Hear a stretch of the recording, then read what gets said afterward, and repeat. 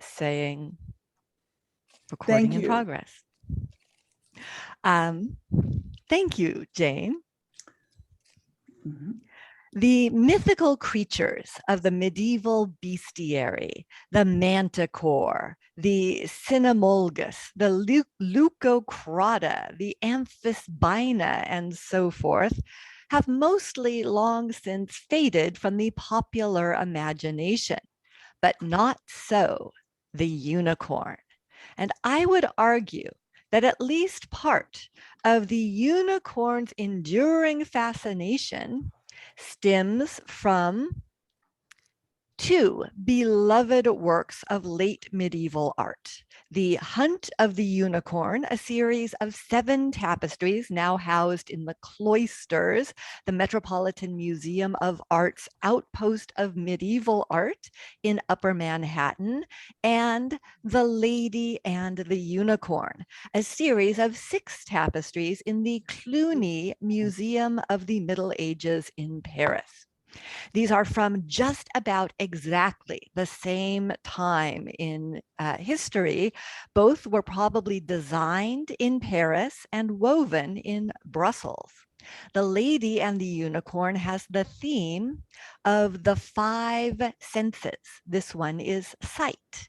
But I have chosen instead to focus on the Hunt of the Unicorn in the Cloisters, which I think you will find is more varied, has more complex symbolism, and is of slightly higher quality. Of course, we're comparing superb to stupendous, but I think you will see what I mean. Now, the Hunt of the Unicorn tapestries, and this is an in museum shot to give you a sense of their scale, they were purchased by John D. Rockefeller Jr. in 1922 and given to the Metropolitan in the 1930s for the opening of the cloisters. And they were purchased from the Rochefoucauld family of France, an old aristocratic family in whose possession they had been documented since 1680. And there's a tradition in that family that they were made for a Rochefoucauld wedding in the year 1450. A tradition that cannot possibly be right.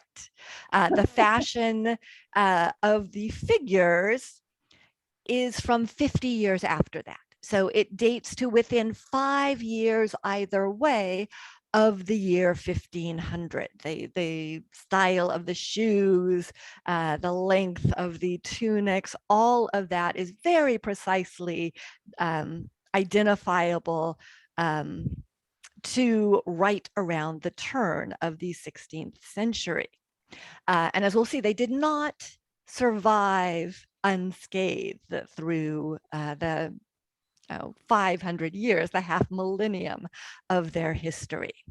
Now, they would have been woven on low warp looms and this is a high warp loom, actually. I'll show you a low warp loom in a moment, but this is a weaver reproducing the Hunt of the Unicorn tapestry number 6 in Stirling Castle, Scotland. But they would like this. They would have been done by teams of weavers seated side by side, and they would have gone sideways.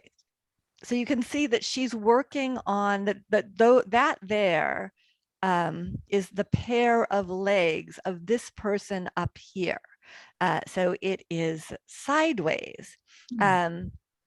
But it would have been more of a low warp loom, like the one that we see in The Lady of Shalott by John William Waterhouse. And it would have been very similar to this, except much wider, so that multiple weavers could sit side by side and work.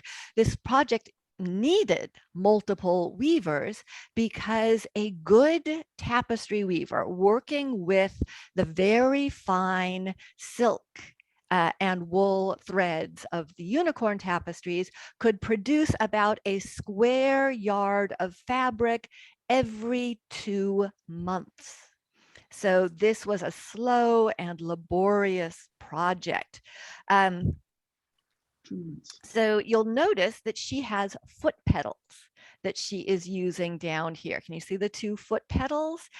One pedal is attached to all of the even warp threads, and one is attached to all of the odd warp threads. And the warp threads are the ones that we see here, the plain, sturdy wool threads. The weft threads are the ones with all of the gorgeous colors. And so when she wishes to pass a weft thread under one of the warp threads, she uses those pedals alternatively, one and then the other, so she can separate the warp threads and move the weft between them. So it's also true that the weavers would only have been able to see about this much of the tapestry while they were working. So if I go back to this modern tapestry workshop, she has on the wall the model of the entire tapestry, but she too only has a portion of it that she can actually see on a low warp loom. It gets rolled up around this right here. As she works, she rolls it so that nobody sees the entire tapestry until the whole thing is finished and it is cut away from the loom, which was a day of celebration in a tapestry workshop. Now we'll see here also on the left groups of modern threads, and you can see that there are dozens and dozens and dozens of different colored threads in different shades. And scholars have analyzed the dyes used in the unicorn tapestries. And they believe that all of the colors that we'll be seeing today in these tapestries come from just 3 dye plants: woad, weld, and madder. So these 3, this is a 19th century botanical illustration, but blue, yellow, and red, the root used for madder, and the leaves of the plants in woad and weld. So all of the reds, yellows, and blues, but also all of the browns, the grays, the oranges, the blacks, every color we will see is believed to be some combination of these 3 natural dye plants, which is rather extraordinary. Now, the tapestry is slightly faded. If we looked at the reverse, we could see that it is slightly faded. And there is another kind, in addition to all of these colors, there's another technique that the artists could use for subtle differentiations. For instance, in the faces of these greyhounds. So you see what looks like a row of black here and here and here, down here as well. It's used quite liberally in these dogs. That is not black thread. Those are actually holes known as slits. And so they are places where the line of weaving ends at that hole and the begins on the next warp thread, which creates a hole that can, be staggered diagonally. And I'm not a knitter, but I imagine this is kind of like dropping a stitch deliberately again and again to create a particular pattern. It does weaken the fabric of the tapestry, so it has to be reinforced once the entire tapestry is finished, but it creates these subtle variations, these ways of differentiating the white on white of the dogs. You can also see in this detail some of the gold and silver threads used in the fancy collars of these animals. And if you used silk thread in a tapestry, in addition to the wool, that would triple the cost of the tapestry. If you used gold and silver thread in addition to your silk, you could end up with a tapestry that cost 20 times what a plain wool tapestry would cost. Now, we think of paintings by artists like Jan van Eyck or Botticelli from this time as the ultimate luxury items. Compared to tapestries, they were small change. Tapestries with their large workforce and their hours and hours of labor and their luxury materials of silks and gold and silver thread were much more valuable objects than paintings were. Now, the very first and the final tapestry in the series are on a millefleur ground. The word millefleur means simply 1,000 flowers, and it was a type of background that had been in use for more than a century by the time the unicorn tapestries were woven. So you can see this example also from the Metropolitan from about 1400, which also uses a millefleur background.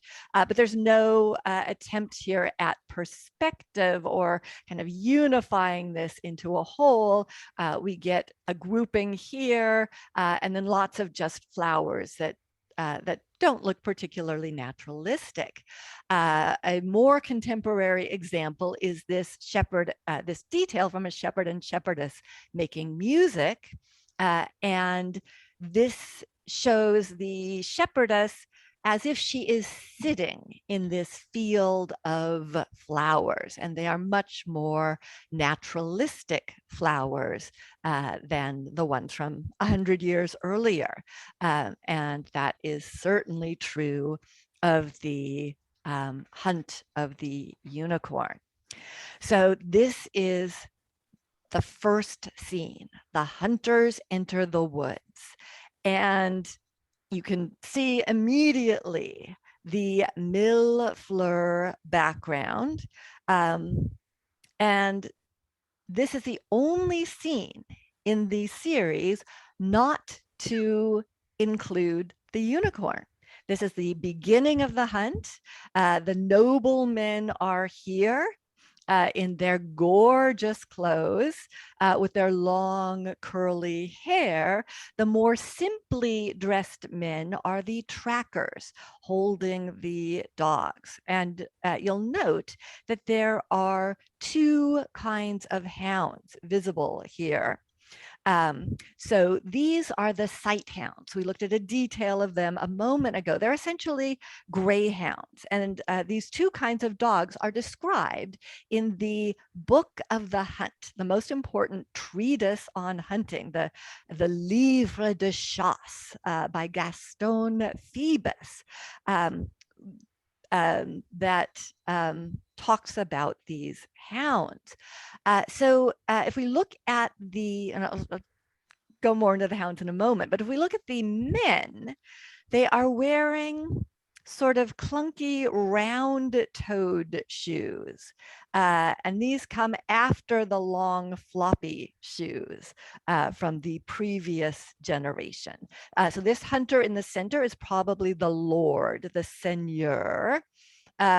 And he is probably more finely dressed than he would actually go hunting in. You'd think these ostrich plumes would get caught in the underbrush. But it is the footwear that dates it to to roughly 1500, whereas this example with the pointed shoes is from 1480 or 1490, but those pointed shoes went out of fashion. So here, the hunter has sighted his quarry, and if we go back to the whole, you can see that he's much smaller than the others, not because he's intended to be a child, but because that is the artist or the workshop's attempt at creating a sense of perspective, the sense that he is at a distance from these other figures, and therefore he is represented as smaller. A couple of other things that I want you to notice while we're looking at the entire tapestry is that there are initials, an A and a backward E bound together that appear in all of the surviving tapestries, generally 5 to the tapestry. So one in the center, here attached to a cherry tree, and then one in each corner. You'll also notice that this area seems very discolored. And that is because all of these were severely damaged during the period of the French Revolution. And when they were recovered in the 1840s, they were being used by farmers to keep their seed potatoes warm. And so they lost a lot of the edges. And so for this one, the losses extended up to these feet, down to the bottom of those dogs. And so a 19th century restorer repaired them and added these flowers down here. So they were created and woven in the 19th century with modern aniline dyes, chemical dyes. Look at the survival of the woad, weld, and madder dyes versus the survival of the 19th century modern chemical dyes. There is no comparison whatsoever. So we have the hunters and their assistants and those 2 kinds of hounds. We have the tracker who has sighted his quarry. And the books, these are illustrations from a manuscript copy of the Book of the Hunt from about 1400.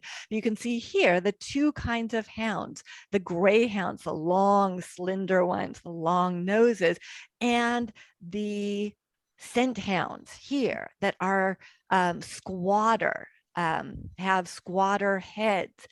And Gaston Phoebus even said that the sight hounds work with their eyes. They hunt by what they see and give chase.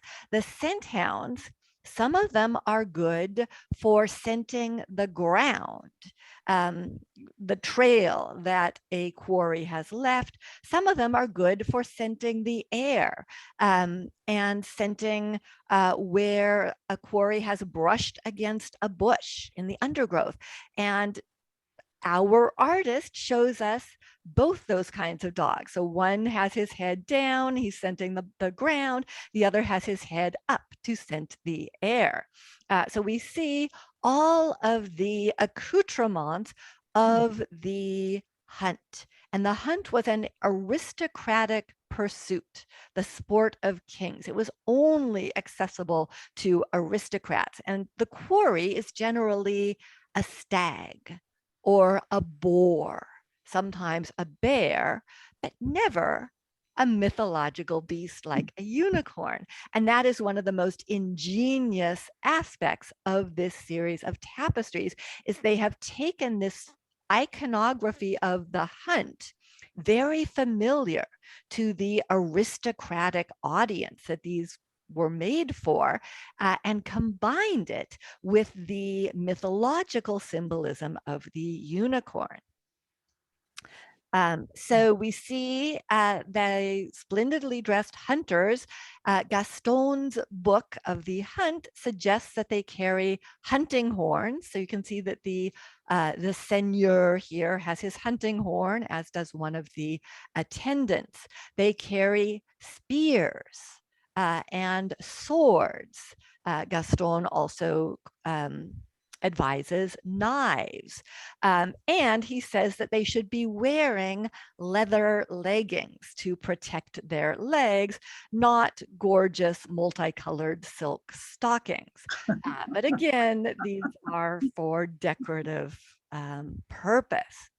Now, that AE appears 5 times in most of the tapestries. Here, the center one is tied to a cherry tree. Oh, and here, I didn't realize I had this spectacular detail of these gorgeous young men in their silks and satins. And you can see the use of different colors to suggest silk that changes color in the sunlight.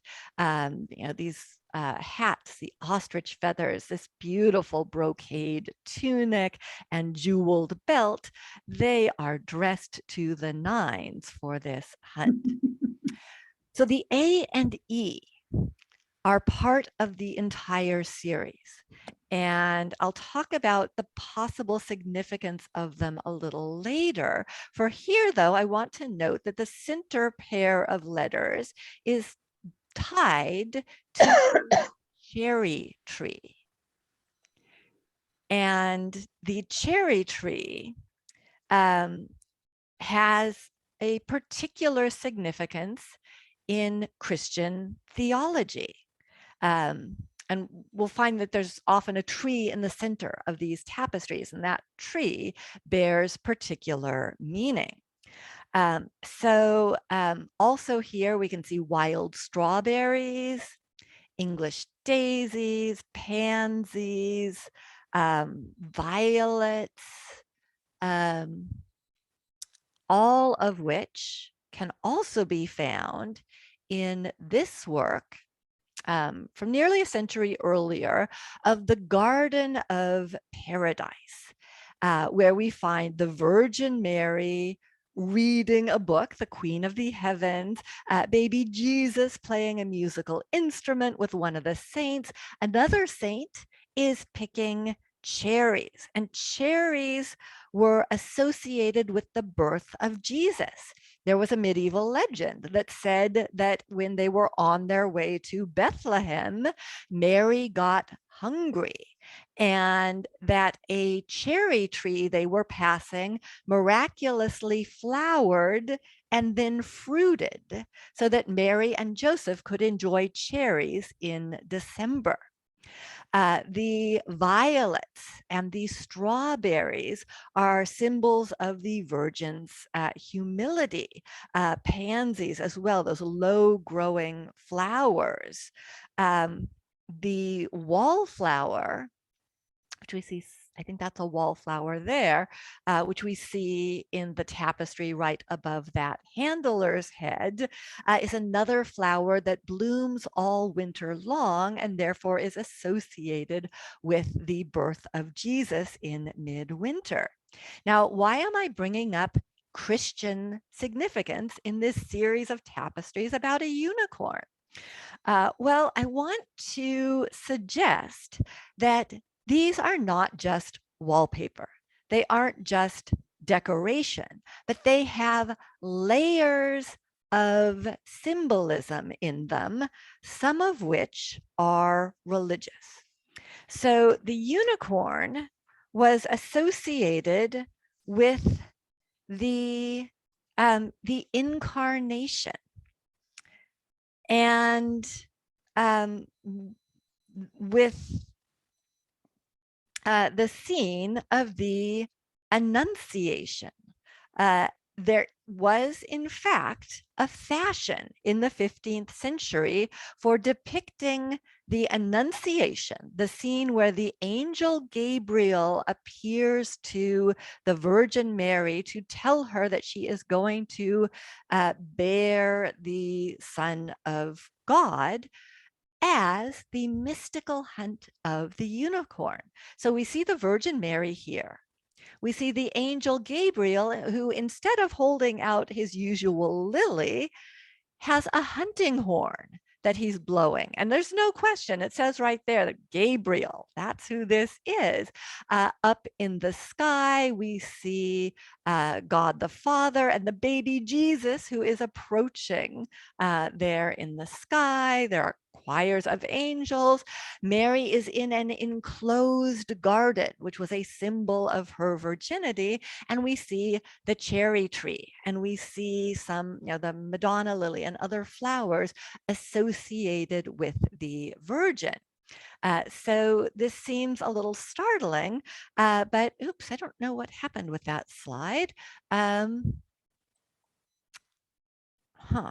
But there was this idea that associated the unicorn with, this, mythical beast with the figure of Christ and with the passion of Christ. There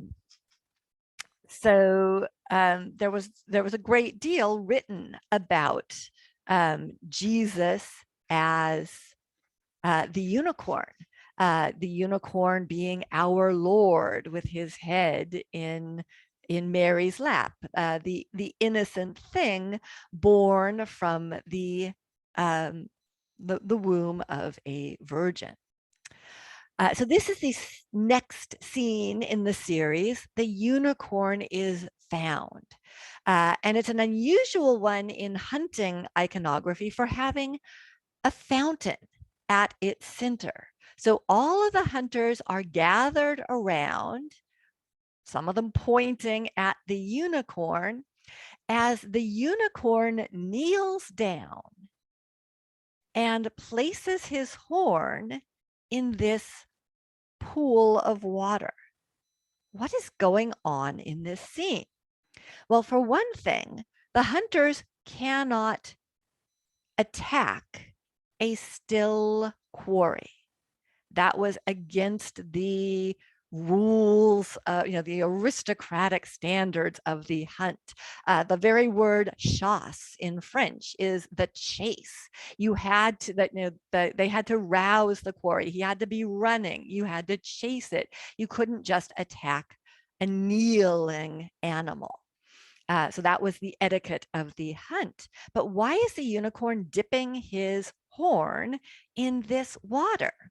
Well, there was a legend, a belief in the medieval period that a unicorn's horn could ward off poison, and that if a stream had been befouled by poison, the unicorn could bend down and freshen it, make it drinkable again by bending his horn into the scene or into the stream. So that is exactly what is happening here. All of the other animals are sitting around waiting. They will not drink until the unicorn has made their water supply healthy.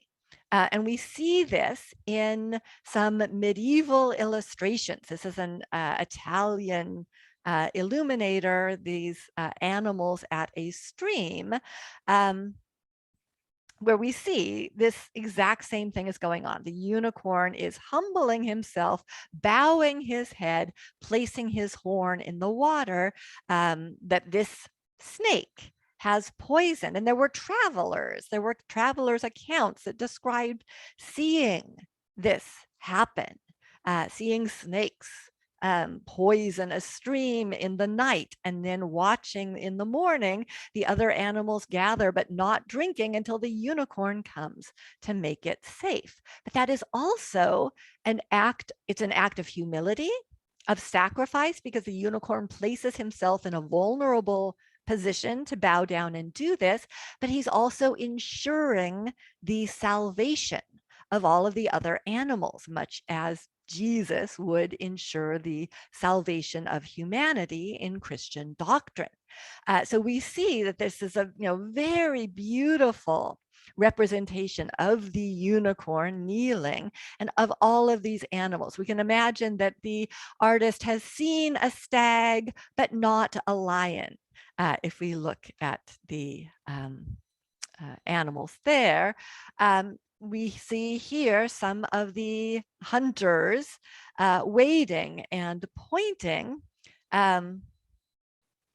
towards this gesture of submission of the unicorn. Oh, and I should mention that the unicorn is silhouetted against a group of red roses, and all roses are sacred to the Virgin, but red roses symbolize martyrdom, so they are particularly sacred.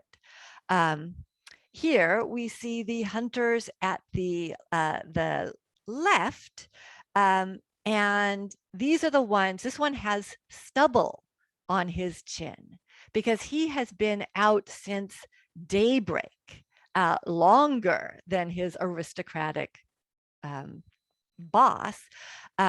He's been out all day looking for fumets or fresh animal turds. And they are restraining their dogs until the unicorn should flee from them. But again, you can see these gorgeous, the gorgeous apparel of the various hunters. Now, in the foliage in this scene, in the trees in the background, holly and oak predominate. You can see the oak leaves there, the holly tree there with its red berries. And going back to pagan times, the oak and the holly were trees of kingship. The oak was associated with the summer solstice and the holly with the winter solstice. But that, of course, has migrated into Christian symbolism as well in Christmas carols like the holly and the ivy. And here you can see this marvelous fountain, how the pheasant here is reflected in the water of the fountain, how very fine the weaving is. And the fountain here with its masks that are both lion-like and sun-like, this is the fountain of life, the fountain that is mentioned in the Song of Songs. And here a detail of the hunters, and you can see the fineness of the weaving, the gorgeousness of the fabrics. Here, this is a kind of pomegranate brocade here that the weavers have created. It's really magical work. And over here, we can see the difference between the aristocratic figures and their employees. So these are more youthful and beautiful with longer curly hair. The working class people, the beaters, the trackers have coarser features, and yet they are in close conversation with their employers here as they're tracking the progress of this hunt. And you see again the A and the E, and here the center one was tied to the fountain itself. And here the spouting mask that is again both like a lion and like a sun, both of which were associated with Jesus, as of course was the unicorn. And there were poems written in the 14th century, 15th century about how the unicorn is like our Lord. So these Christological symbols are associated with the unicorn. Now, in the next scene, the unicorn is attacked. He has fled from the fountain. He has done something that stags will do. That is, he crosses a body of water to try to erase his scent. But there are hunters before and behind him. He looks very much like he is in trouble here. And this is a kind of centrifugal composition. The unicorn at the center, all of these spears pointing in from various directions, everything spiraling around that figure of the unicorn, the dogs braying, following, a scene with a great deal of excitement. And it is similar to other hunting tapestries, which are straight hunts, not mythological ones. As with here, you see the handlers, the dogs, but the stag is their quarry. We see the same kinds of spears and the same sort of violence. But here there are pursuers on every side, rather like scenes of the mocking of Christ, where he is surrounded by a semicircle of his tormentors with their sticks, rather like the spears of the unicorn is attacked. Although in the mocking of Christ, Jesus turns the other cheek. We'll see the unicorn will not. The trackers follow. This one is wearing the recommended leather leggings over his silk hose. You see his hunting horn. You see the marvelous collars of the beasts, which also have the A and the E woven into some of those collars. So these are very rich, richly appointed animals. And here's a detail of those sight hounds with that A and E collar, with, again, the use of the slits for the details. And in this detail, you can also see how the iris of the dog's eyes is not a single color, but it is a variegated gray. The brown is not a single brown, but it moves from a tan to an ochre to a beige. It's just unbelievably fine weaving.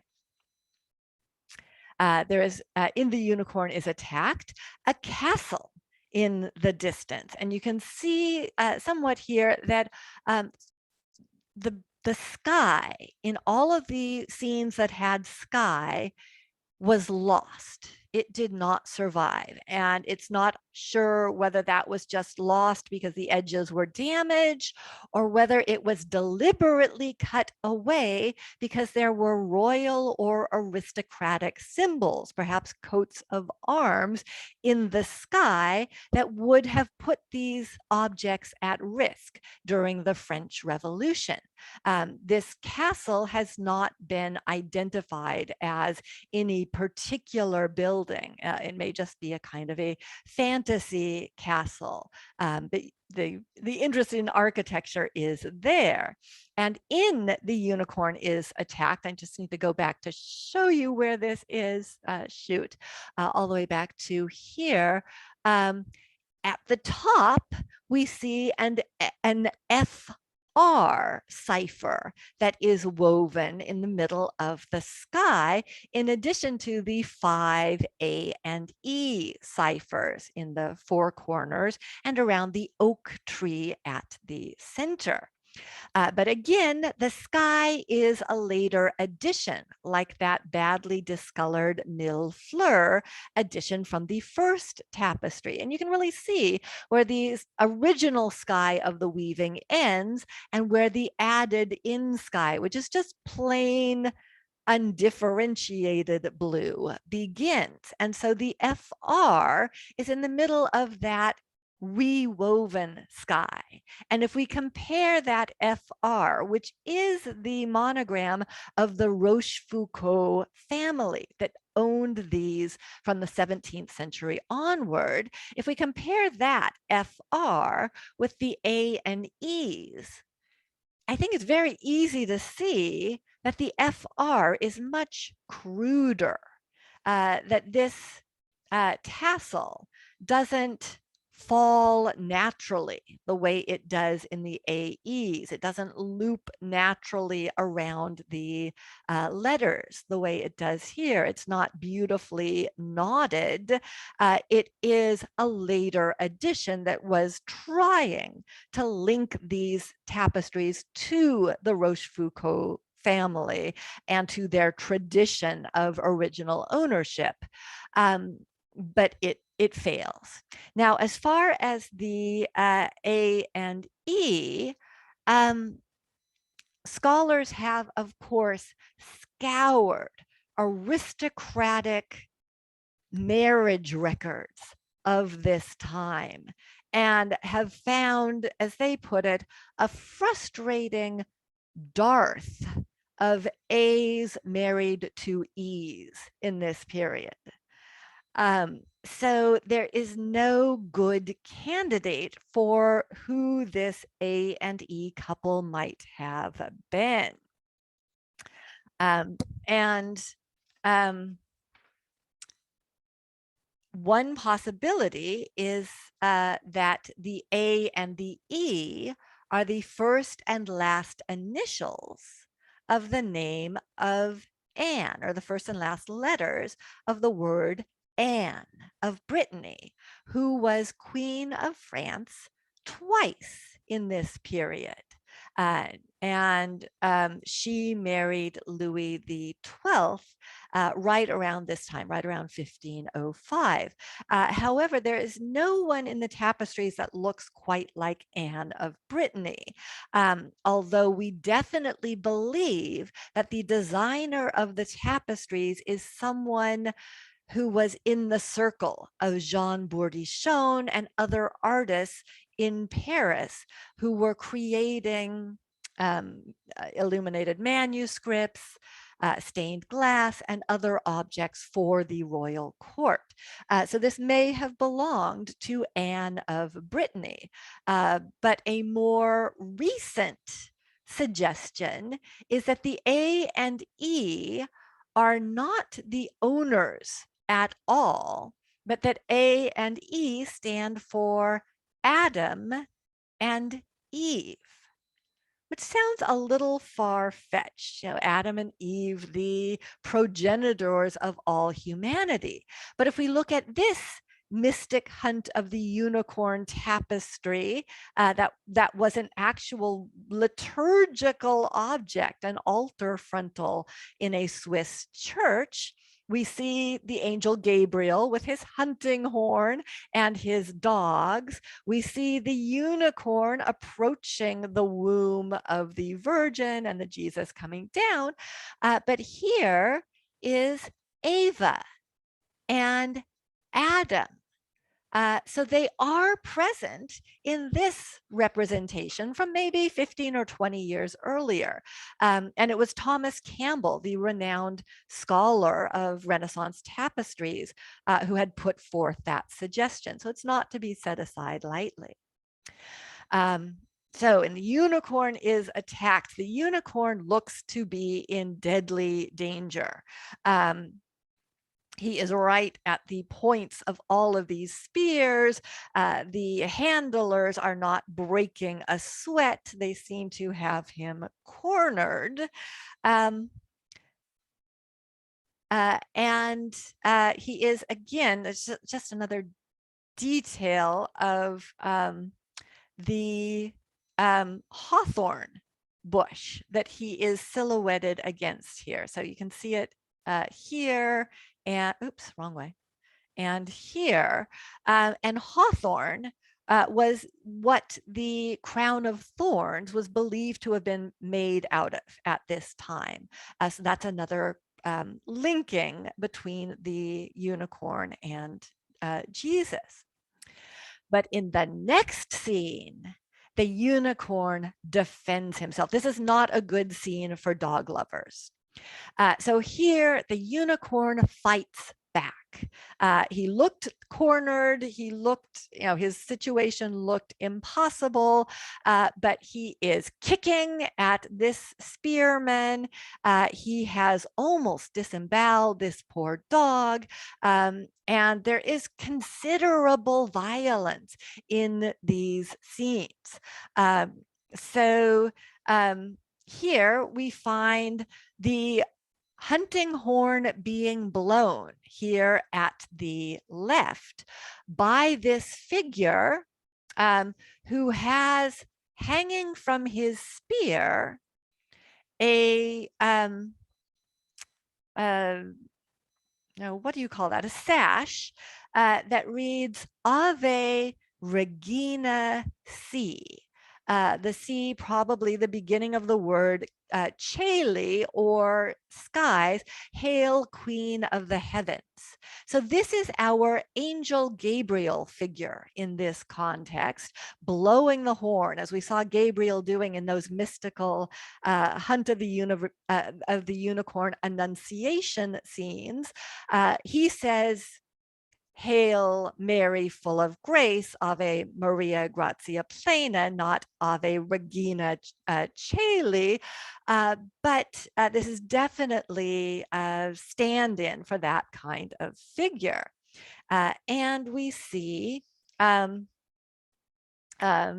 again, in another, this time an embroidery, the familiar angel Gabriel, and this would say, if it were legible, probably Ave Maria, but we see him with his hunting horn to the left as the unicorn is within that walled garden.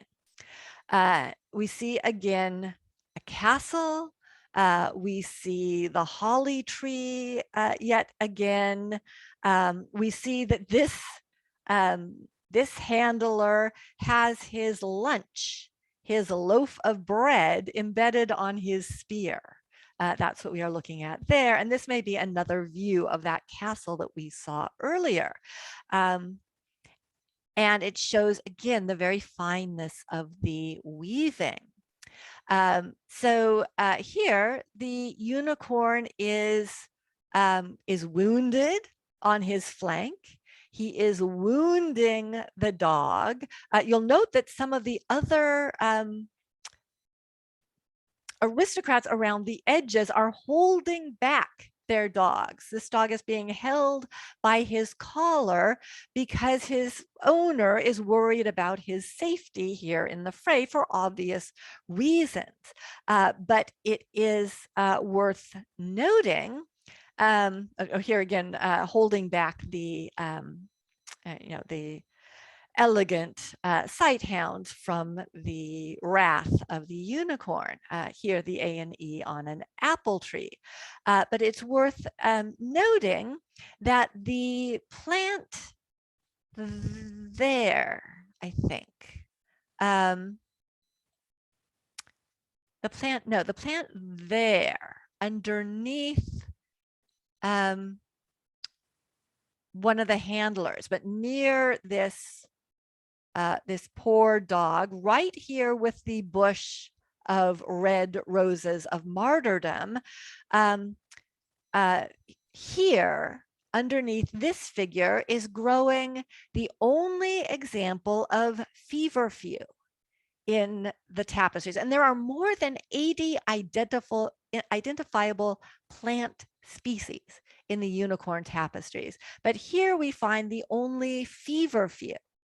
And it's perfectly appropriate for this scene with the wounded dog, because feverfew was used for infections. That's the actual plant.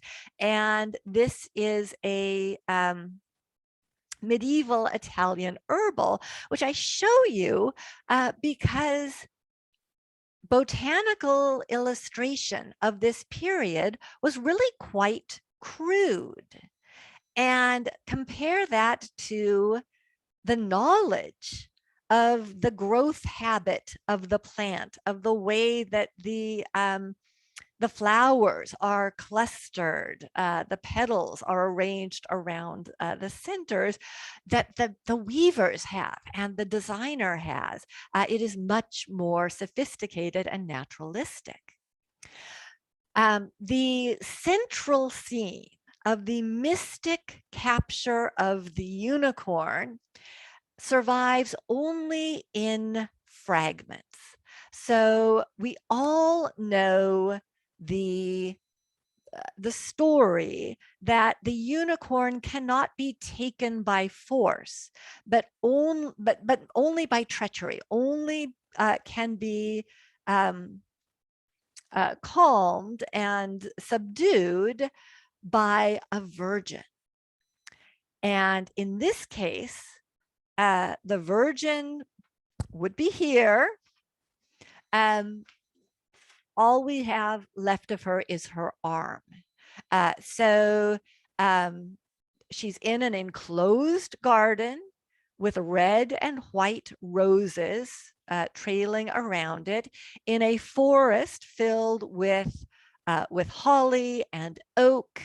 And this woman is the one who alerts the hunters to the pacification of the unicorn.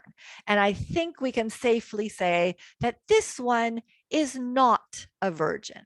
She is the betraying figure, the Delilah figure here, who is going to alert or has already alerted the hunters, although it's not clear whether these hounds are biting at the unicorn or licking his wounds, which are in a slightly different place than they were in the last scene. So a detail of the hunting horn figure, the handler here, and of the beckoning lady who is looking back so alluringly. You can see that her sleeve is lined with fur, that she wears this heavy gold chain. But this all is part of that idea that the hunters need a virgin in order to capture a unicorn. So this is a much earlier, a Romanesque illumination from an English manuscript where a blue unicorn with a curved horn has cuddled up to this sort of unprepossessing virgin, only to be attacked by hunters. Or here, in this beautiful Gothic ivory coffer, we find romantic scenes. On the left, a scene from the story of Tristan and Isolde, a troubadour's tale, and on the right, the lady and the unicorn being slain. And this is another level of meaning that attaches to the whole narrative of the hunt of the unicorn. The unicorn would figure in erotic poetry.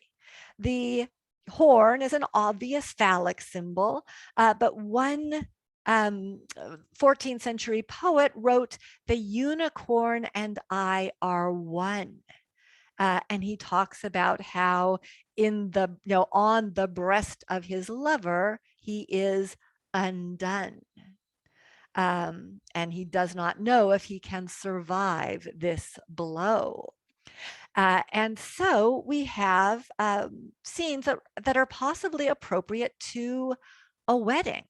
And all that remains of the virgin is this bit of sleeve here and the fingers around the neck. And this particular technique that we've seen elsewhere as well. But you see the paler colors that move into the reds, the scarlets of the betrayer's fabric. That is called Ashur, H-A-C-H-U-R-E, and it is that use of light and dark to create a sense of shading and volume. So the unicorn is captured by the virgin. The hunters come, she's in her enclosed garden, but they arrive nonetheless to do in the unicorn. And in the next scene, the hunters are administering the final blows. So here, this tapestry comprises two different moments in time. Up here in the upper left, the death throes of the unicorn, who has been set upon by dogs, stabbed by various spears and swords, the sacrifice of this noble beast. And then here the unicorn is again very dead, laying across the back of a horse, as the hunters have brought it to the lord and lady of the manor. And that as well is a theme in erotic poetry about the unicorn, that the unicorn is captured or killed and brought to the castle. And this is a very complex scene, perhaps the most complex scene. So up here we find, again, a circle of lower class looking faces that are killing the unicorn. Here, the blood going into, visually at least, the hunting horn, the way that Jesus's blood on the cross goes into the chalices that angels hold out. But this again is like a lot of mocking of Christ scenes from Northern Renaissance art, where the tormentors have almost grotesque faces.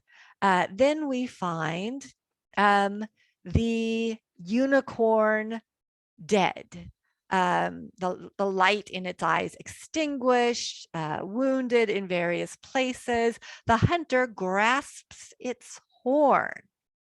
Another phallic symbol there. And then we have the onlookers who have crowded into the scene to see this marvel, the unicorn being brought into their town.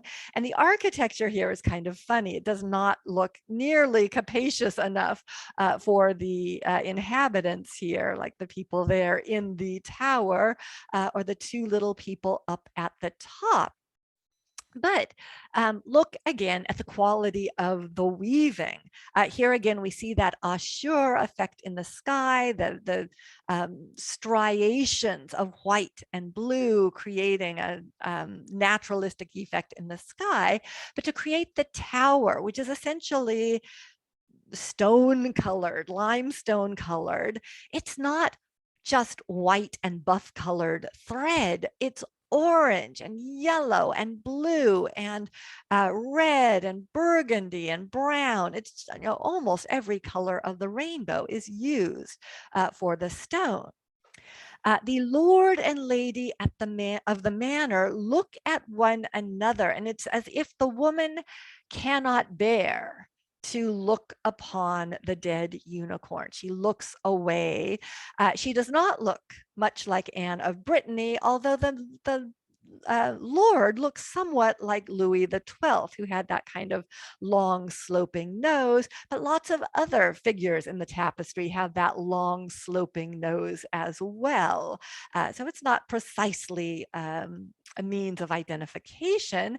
And here we get a page with one of the dogs. And you can see that this has been badly rewoven in a spot where there was a loss there in the middle of his tunic. And this paw is kind of a mess compared to the incredible weaving of the fabrics in this scene with so much activity, so many humans. Well, the final scene has no humans at all, but simply the unicorn in captivity. And you might think, well, wait, that makes no sense. We just saw the unicorn very dead. What is he doing here, sitting, looking perfectly content in a field? Well, if we go along with the Christological significance, we had Christ's death. Now we have his resurrection. Or if it is the lover is now tamed by marriage and bound within the bounds of fidelity. This is the emblem of chastity that was created by a Florentine artist some 15 or 20 years earlier, where we see a very live unicorn snuggling up to a young woman who is just about to put a collar around his neck so that she can chain him to this tree. And so the depiction here of the unicorn chained to the tree is perfectly in line with that depiction of chastity within marriage in this case. Now, this tapestry has the most botanical variety. And again, lots and lots of flowers with Marian significance. The strawberries again, but I wanted to point out in particular the Madonna lily and the milk thistle. And I'm struggling to, oh, there's the milk thistle right there. Which are not just, the holy thistle or the milk or St. Mary's thistle and Madonna lily are not just named for the Virgin, but both of them were also used in the medicine of the time for expectant mothers or to help with lactation. So very appropriate within that Marian context, but also if this is a celebration of a marriage, this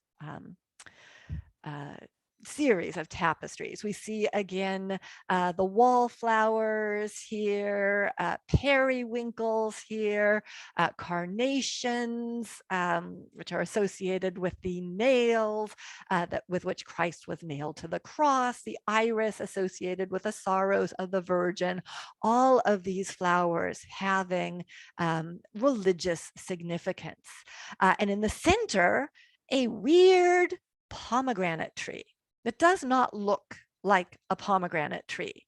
It's definitely bearing pomegranates. There's no doubt that those are pomegranate fruit, but pomegranates do not grow like that, sitting on a palm-like clump of leaves. And in fact, in a corner of one of the other tapestries, there is a much more naturalistic pomegranate tree.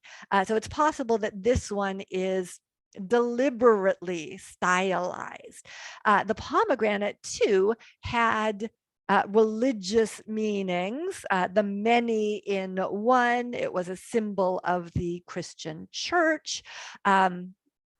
The jewel inside a plain wrapping, but its most enduring meaning goes all the way back to ancient Greek mythology, for it was the pomegranate that Persephone ate 6 seeds of when she was in captivity in Hades. And therefore, she was doomed to spend 6 months of every year with her abductor, Hades, ruling over the underworld, and 6 months of the year in our world, spring and summer, when things flourish and grow. Therefore, the pomegranate was a symbol of rebirth, rejuvenation, resurrection.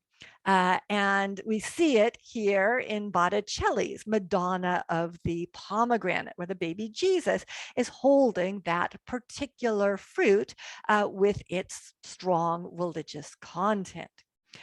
So here we find the unicorn, and it looks as if he is wounded, but scholars believe that that is not blood, but rather pomegranate juice that has dripped on this now domesticated creature. So I hope I have been able to introduce you to some of the rich symbolism in this extraordinary series of tapestries created for a wealthy French patron around the year 1500. There is so much complexity in this series, from the botanical symbolism to the links to medieval bestiaries, to the religious undertones and even overtones of some of these works. And all of this symbolism and allegory, all of this incredible craft and beautiful handiwork is worthy of the noble unicorn. Thank you. Thank you, Rebecca. So I apologize. I've gone somewhat long, but I am happy to answer questions if there are any. And you'll have to unmute yourself if you'd like to ask a question. Hey, Rebecca, thank you so much. It's really been fascinating. The question that is in my mind at the moment isn't necessarily about the unicorns and the content of all of that you've shared with us, as much as the technique. I'm amazed how exactly does a weaver do such a thing as this? It's kind of magic, isn't it? So I'm going to go back to the beginning where I have some scenes of weavers' workshops, but essentially you have your warp threads. Maybe let's try this. So you have your warp threads, and you make the layer of whatever it is you're weaving by having many different colors of thread that you pass over and under those warp threads. And sometimes you'll pass it only over 1 or 2 threads, and then you'll go to the next color and put that under 1 or 2, and then you might go back, or you might go to a 3rd color, because that was how you got those subtle gradations in color. If you see the Lady of Shalott, she's got all of these balls of wool or silk, some of which are attached to the tapestry, and she's laying down on the job here, but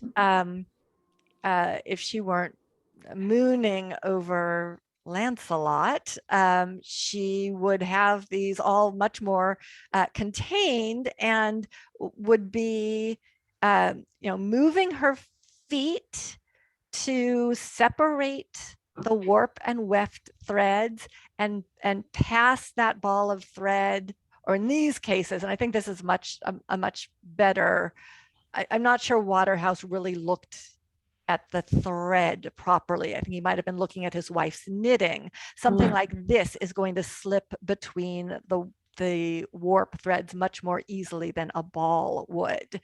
But it is mind-boggling. It really is. And absolutely Do they have mind-boggling. drawings or a painting to refer to in order to know Yes, how to yes. create?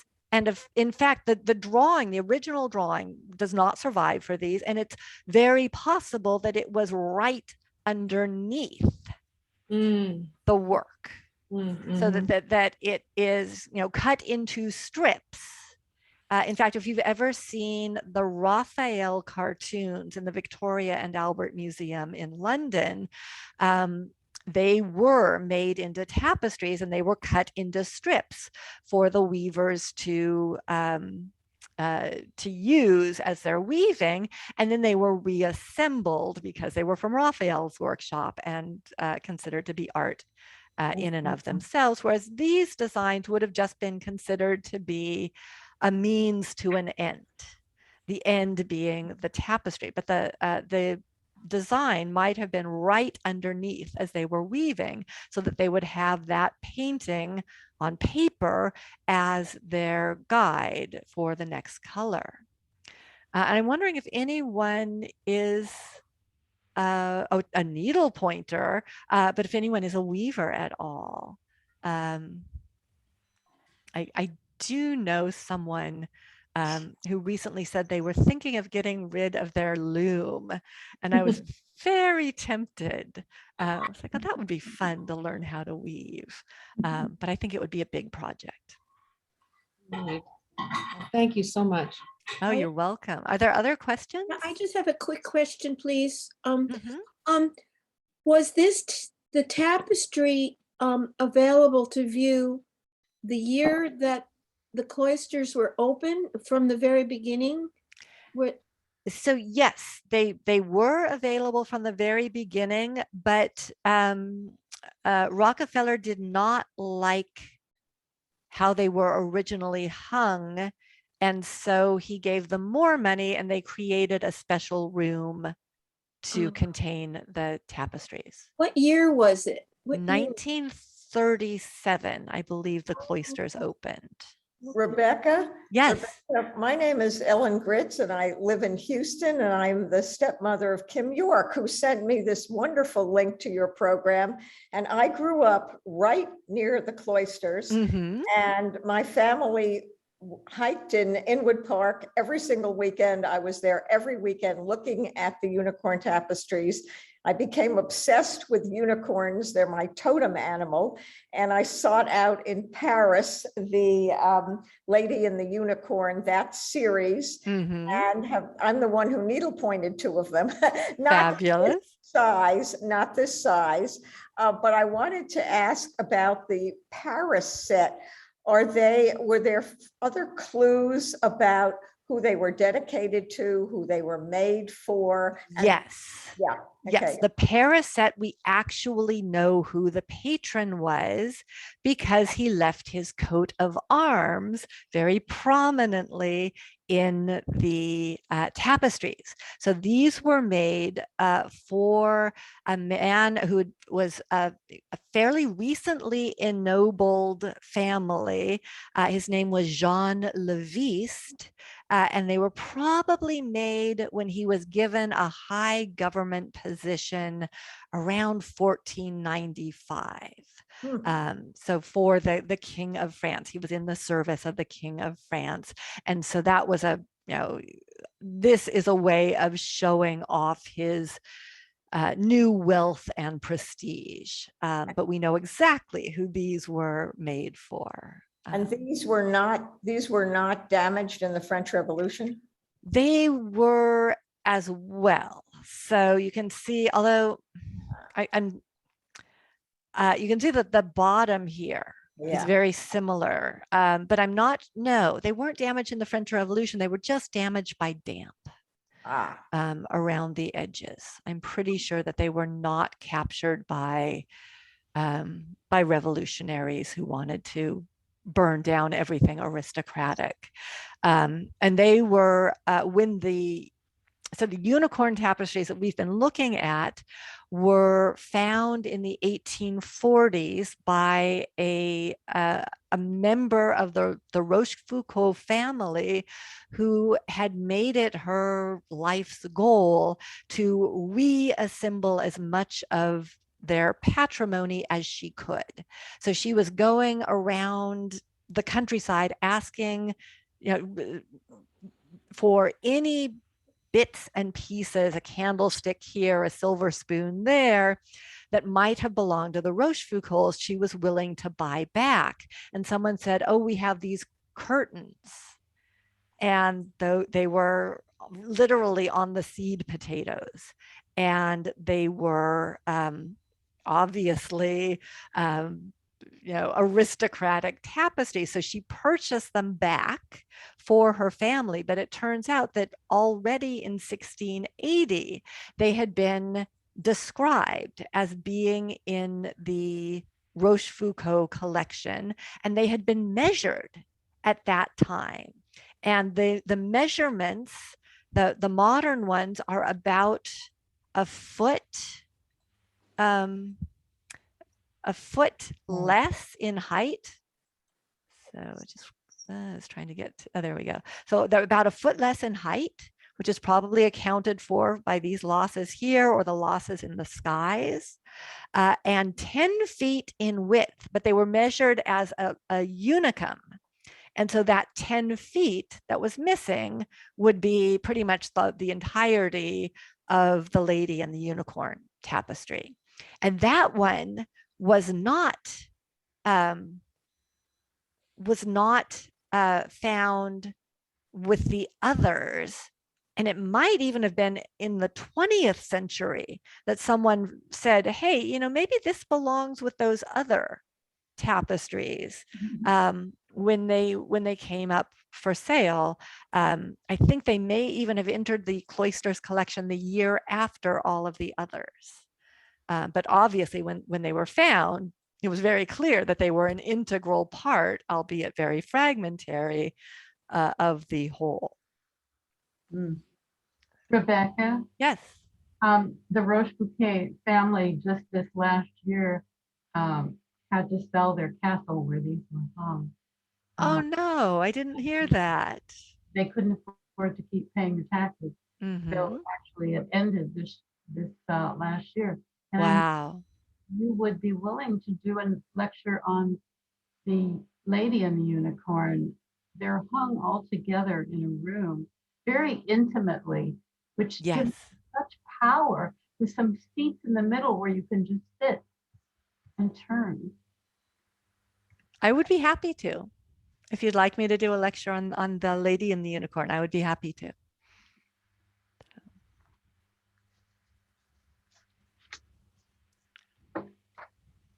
Well, thank you all so much. I wanted to remind people that the next lecture by Rebecca is coming up April 5th on Pre-Impressionism, the Barbizon School. So you'll be getting notification about that in March. Great, thank you. Take care, everyone. Thank you, Rebecca. And I will see you in April. Thank you. And don't forget to donate or become a member of the Mercer Island Sister City Association. Thank you very much for coming. Bienvenue, au revoir. Au revoir. Au revoir. À bientôt. Merci. Merci beaucoup.